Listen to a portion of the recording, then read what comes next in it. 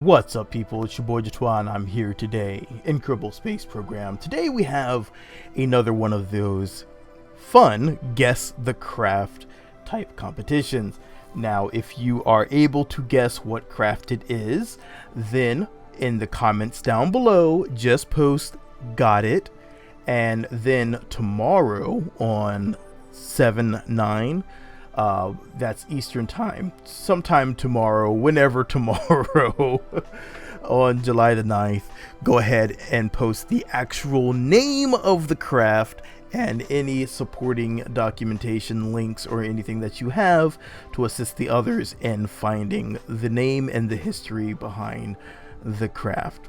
So let's go ahead and dive on in to some of the descriptions about the craft.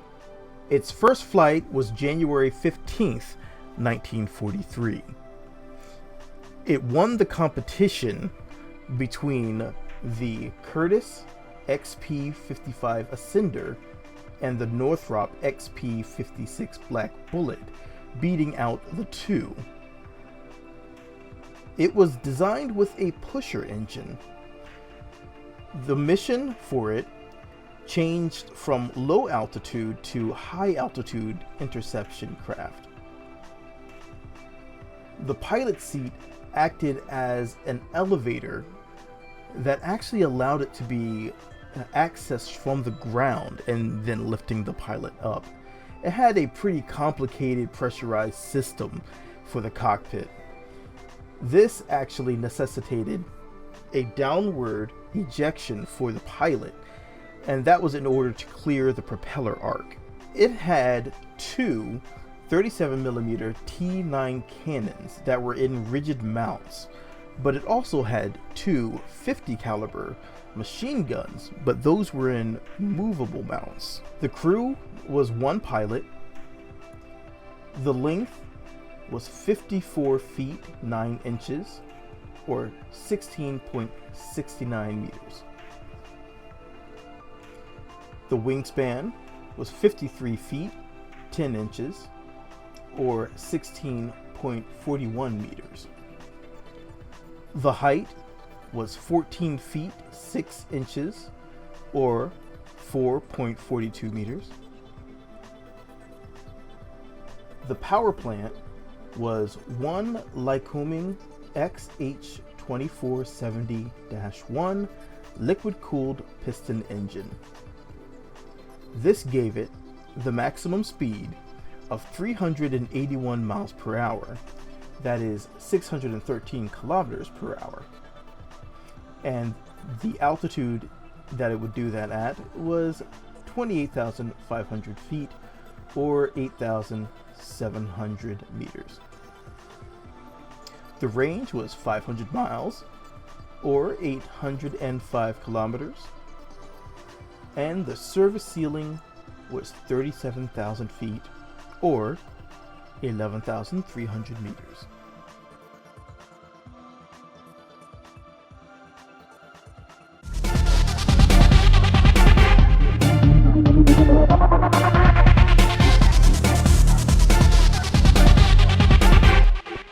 Alright, so this variant here is actually just the simple jet variant that I decided to start with just because I like the way it looked a lot more than the propellers, and this gives me a good way to test out the base platform and see how well balanced it is, and then to switch up to propellers later since they're about the same weight once you add in both engines. So you can see here it lifts pretty easily off the ground. I did jump over to the grass because I had a really bad angle on the runway and just wanted to just take it back and try this. But you can see here with this basic engine, it does pretty terribly. So the flight characteristics for this variant is just off the top really bad.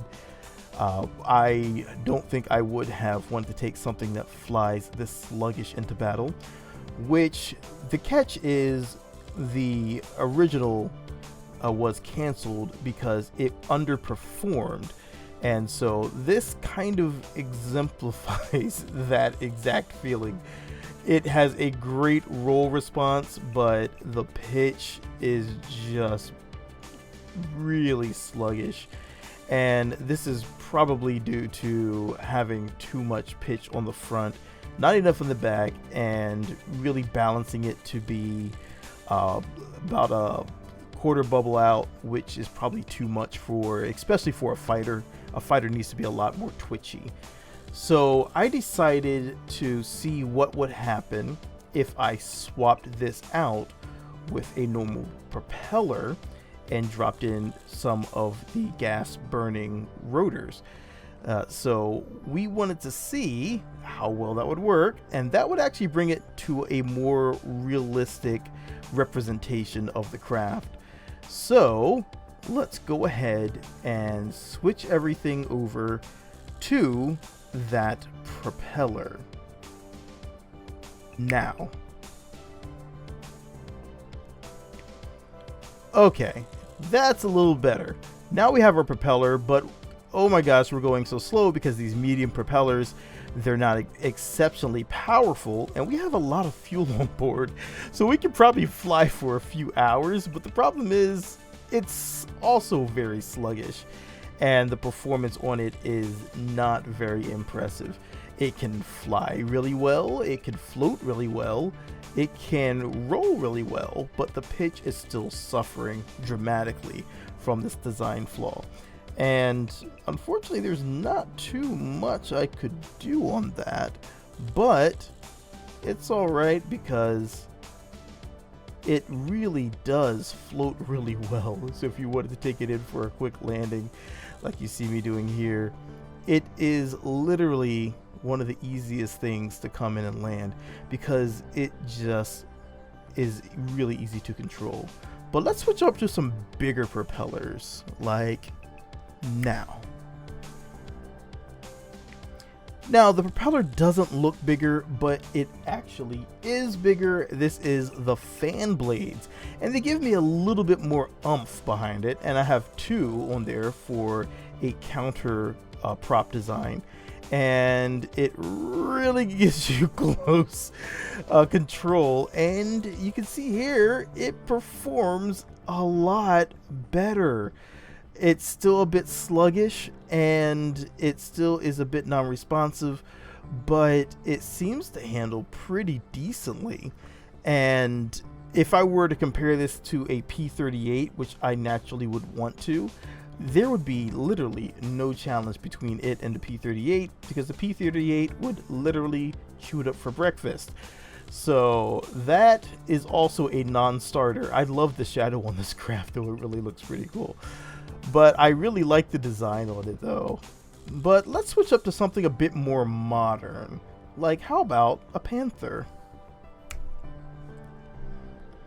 Oh, now we're talking. This seems to be a match made in heaven. The Panther allows this craft to actually perform a lot more like I would expect a fighter or an interceptor to be able to perform. And it is also allowing the craft to maneuver a lot better since it has that thrust vectoring. So this is probably going to be my favorite variant of this aircraft that I made. And if you're wondering if that is causing the wing in the back to overheat, no, it is just under the actual exhaust damage, so we should be okay. But yeah, this is the craft, and I hope you guys enjoyed this. I really have enjoyed flying and designing this craft, but let me know what it is in the comments down below. Let's see what you guys got.